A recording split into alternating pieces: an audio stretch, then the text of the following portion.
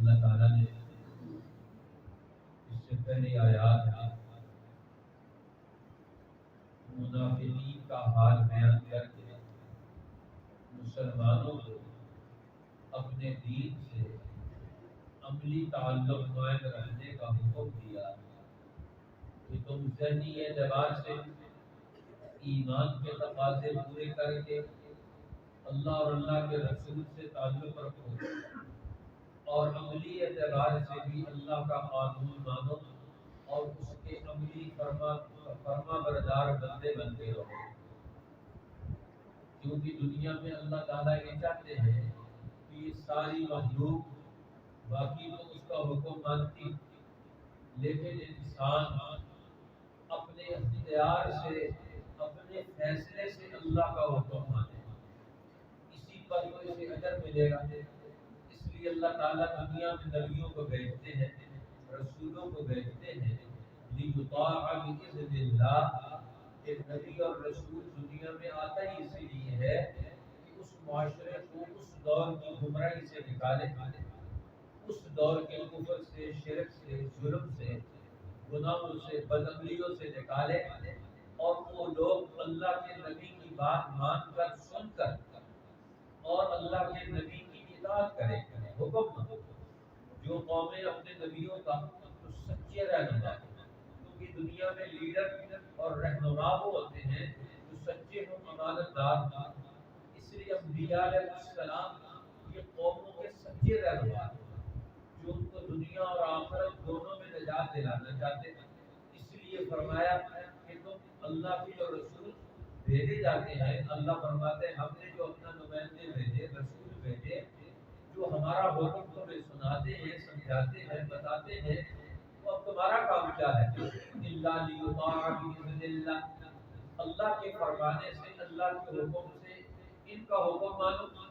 اس لیے نبی کا حکم ماننا امت پر فرض، ضروری، اور مسلمانوں پر تو بطریق اولا فرض، باقی انسانوں پر بھی ضروری ہے کہ وہ اللہ کے نبی کا حکم مانے، قانونی طور پر وہ پابند ہیں۔ اس لیے قیامت کے دن پوچھا جائے گا ہر قوم سے تم نے اپنی نبی کا حکم کیوں نہیں مانی؟ اس لیے حدیث پاک میں آتا ہے قیامت کے دن ہر نبی سے پوچھا جائے گا کہ تمہاری قوم نے تمہارے ساتھ کیا حال کیا۔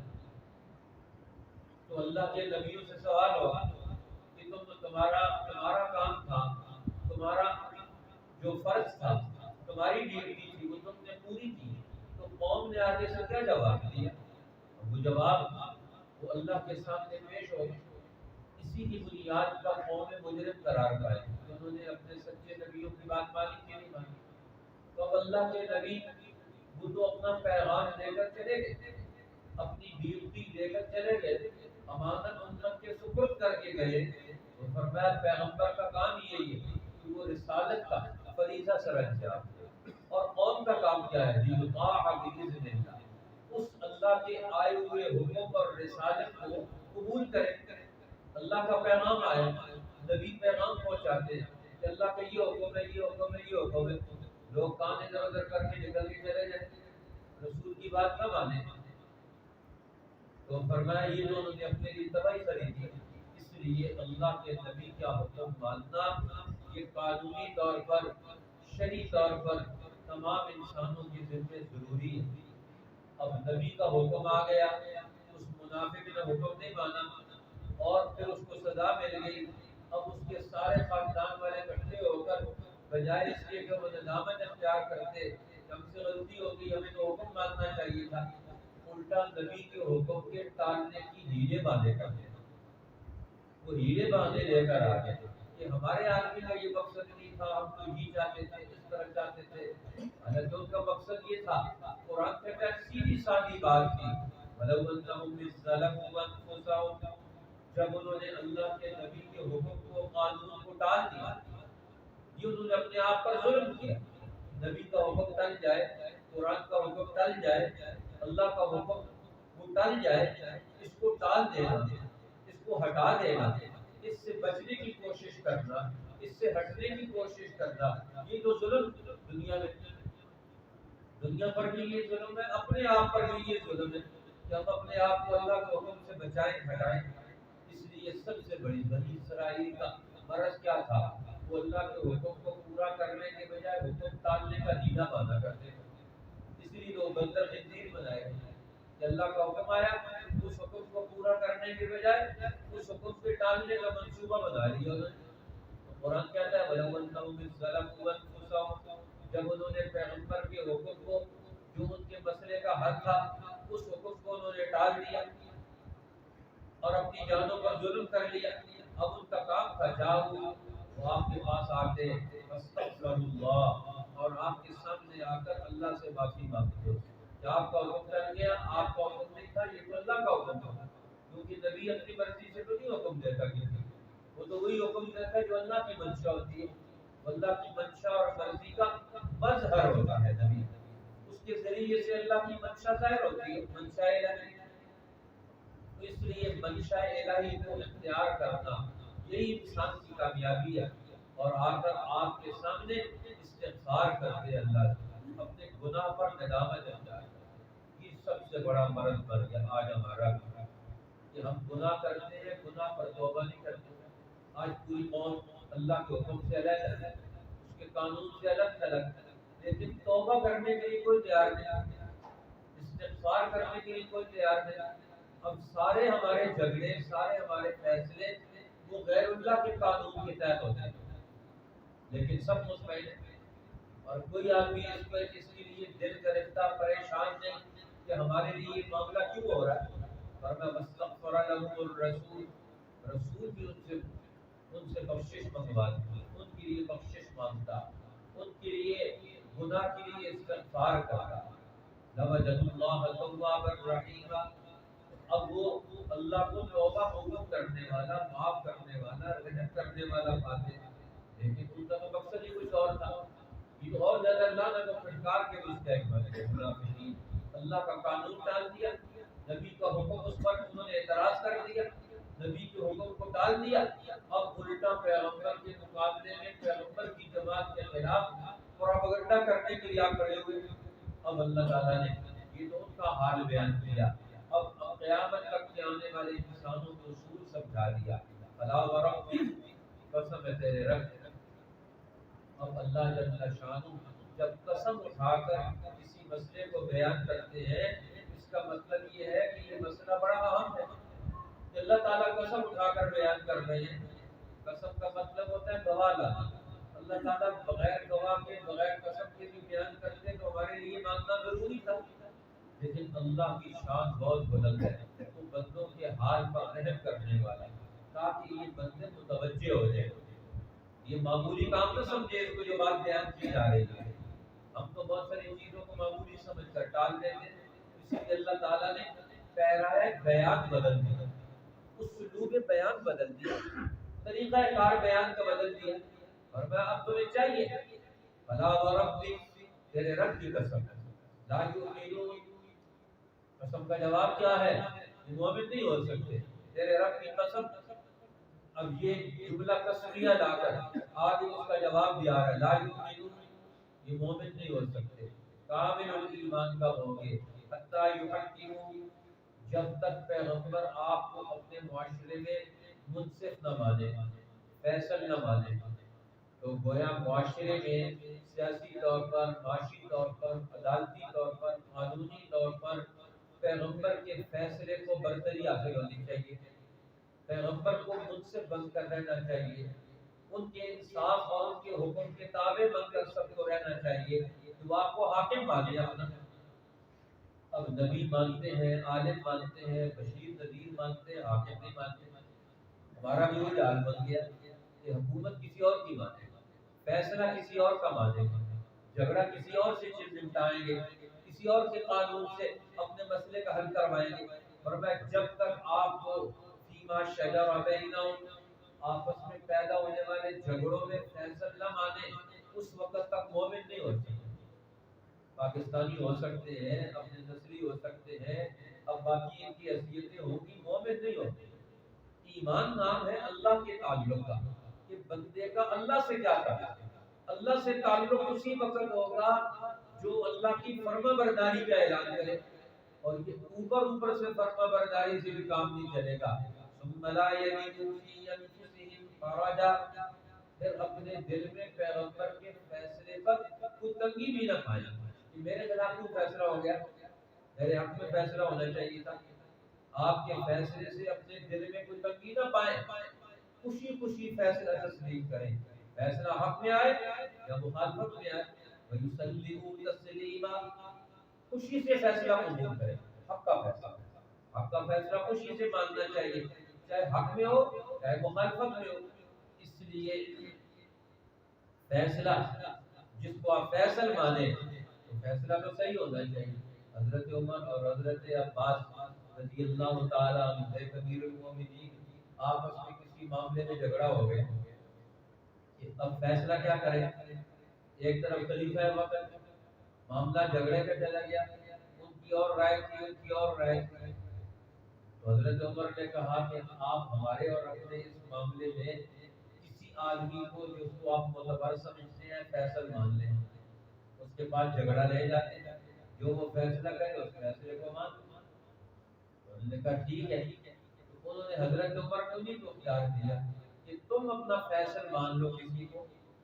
انہوں نے کہا ٹھیک ہے، زید بن ثابت کو ہم اپنا فیصل مانتے ہیں.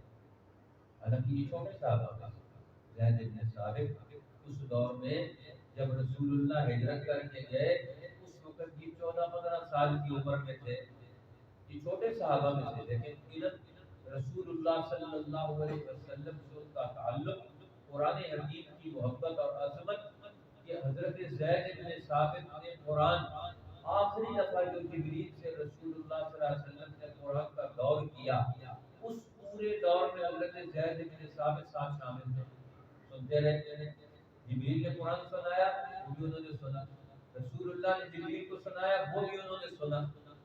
اس لیے قرآن حکیم سے ان کا بڑا گہرا تعلق ہے. تو ہمارا فیصلہ اس کو آنے میں ٹھیک ہے. اب وہاں لے گئے تو انہوں نے سب سے پہلے زید بن ثابت نے، اب آئے تو ویسے جو جس طرح روٹین تھی، روٹین کے مطابق وہ جب بھی حاضر ہوتے تو امیر المومنین کہتے، تو وہاں بھی جھگڑا لے کر آئے تو انہوں نے کہا امیر المومنین آئے. انہوں نے کہا یہ پہلی خلاف ورزی ہے فیصلے میں کہ آپ نے دونوں کو یہاں برابر رکھا. ایک کو کنیت سے پکارے جس کا مطلب آپ نے اپنی عدالت میں ایک کو ترجیح دے دی. فیصلہ کرنے والا ترجیح نہیں دے سکتا، آپ کو ہمیں برابر رکھنا چاہیے. تو ہم آپ کے سامنے دونوں برابر بیٹھتے ہیں، اپنا اصول طے کروایا کہ ہمیں فیصلہ کرنے میں فیصلہ کرنے والے کو کیا کرنا چاہیے اور فیصلہ لینے والوں کو کیا کرنا چاہیے. آج ہمارے یہاں فیصلہ لینے والے اپنی مرضی کا کرتے ہیں. اب حضرت عمر کہتے ہیں نہیں، آپ فیصلہ اسلام کے اصولوں کے مطابق کریں، اس میں دونوں برابر. اب میں اور یہ دونوں مقدمہ لے کر فریق ہیں، لہذا ہم آپ کے سامنے برابر، آپ نے مجھے کلیت سے نہیں مخاطب کرنا چاہیے. آپ عمر کہتے ہیں، امیر المومنین نہ کہتے ہیں، یہ کیوں کہا ہے؟ اب انہوں نے کہا پھر فیصلہ نہیں ہمارے. اب یہ کام تھا، طریقہ کار کہ فیصلے کیسے ہوتے ہیں، فیصلوں میں نوعیت کیا کی اور فیصلے کس طرح کیے جاتے ہیں. بہرحال یہ بھی ایک پوری تاریخ ہے. نبی اکرم صلی اللہ علیہ وسلم نے کس طرح فیصلے کیے، قوموں کے درمیان، قبیلوں کے درمیان لڑائی جھگڑے پیدا ہو جاتے ہیں، خاوند بیوی کے درمیان، وہ مختلف قسم کے معاملات کے درمیان فیصلے ہو جاتے ہیں، جھگڑے ہو جاتے ہیں، فیصلے کیے جاتے ہیں. تو اب اسلام کی یہ پوری تاریخ، قرآن یہ کہتا ہے تم سب کو حق کے تابع ہونا چاہیے، ہر ایک اپنے آپ کو تابع کر دے. جو فیصلہ حق کا ہوگا وہ میں مانوں، جو اللہ اور اللہ کے رسول کے حکم شریعت کے مطابق فیصلہ ہوگا اس فیصلے کو تسلیم کیا جائے گا.